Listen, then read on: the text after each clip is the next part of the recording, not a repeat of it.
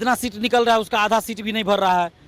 तो ये तो एकदम लाखों शिक्षक अभ्यर्थी के साथ अन्याय है। उम्र किसी की अस्थिर तो नहीं रहती है ना, उम्र तो समाप्त हो जाती है।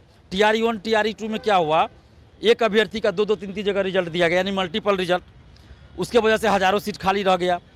काउंसलिंग में भी देखिए बहुत सारे लोग के पास डॉक्यूमेंट्स की कमी थी तो वो लोग बाहर हुए, अभी भी बाहर हो रहे हैं, तो हज़ारों सीट खाली हो गया और उस समय भी खाली हुआ था। और इधर हज़ारों अभ्यर्थी बेरोजगार रह गए जिनके पास योग्यता है विज्ञापन की शर्तों के अनुसार, BPSC में भी मार्क्स लाए, कट ऑफ के बराबर मार्क्स है, फिर भी उनको नौकरी नहीं मिली, जबकि हज़ारों सीट खाली है। हज़ारों ऐसे शिक्षक अभ्यर्थी जिनकी उम्र समाप्त हो गई और कट ऑफ के बराबर वो है, लेकिन उनको नौकरी नहीं मिली। तो कौन सा न्याय कर रहे हैं आप? न्यायपूर्ण बहाली होनी चाहिए। जितने सीटों पे आपने वैकेंसी निकाला, अगर विज्ञापन की शर्तों के अनुसार अभ्यर्थी के पास योग्यता है तो आपको नौकरी देनी चाहिए उस बहाली में। लेकिन आप क्या करते हैं, आप मतलब बिहार सरकार कि जितने सीटों पे वैकेंसी निकाली उसमें आधा सीट खाली रख लो और उसी सीट पे फिर अगली बहाली निकाल दो और वाहवाही लूटो बाहर की, हम तो इतना लाख नौकरी दे रहे हैं।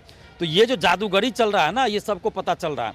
तो हमारी ये मांग है सरकार से कि अब तो सबको पता चल गया है और अभी कोई चुनाव भी नहीं है नज़दीक, तो इसलिए आप ये दिखावा बंद कीजिए और जितने सीटों पे आप वैकेंसी निकालते हैं ना उतने सीटों पे फाइनल रिजल्ट जारी करवाइए।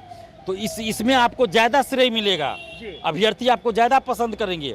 और TRE 3 में 1 कैंडिडेट 1 रिजल्ट लाख, BPSC जो है उसी ने वैकेंसी निकाला, BPSC को ही रिजल्ट देना है, तो BPSC के तो हाथ में है। तो BPSC एक अभ्यर्थी का एक जगह रिजल्ट दे, इसके लिए सबसे पहले 11th-12th का काउंसलिंग करवाए और काउंसलिंग में सीट से ज़्यादा अभ्यर्थियों को बुलाया जाए और उसके बाद अंतिम रूप से चयनित अभ्यर्थियों की सूची यानी मेरिट लिस्ट जारी करे पहले 11th-12th का, और उसमें जिसका सिलेक्शन हो जाए उसके बाद 9th-10th का जारी करे ये काउंसलिंग के लिए, और जिसका 11th-12th में सिलेक्शन हो जाए उसके नीचे उसका सिलेक्शन फिर नीचे वाले में रिजल्ट नहीं होना चाहिए। TRE 1 TRE 2 में जिसका सिलेक्शन जिस क्लास में हो चुका है उसका सिलेक्शन TRE 3 में उस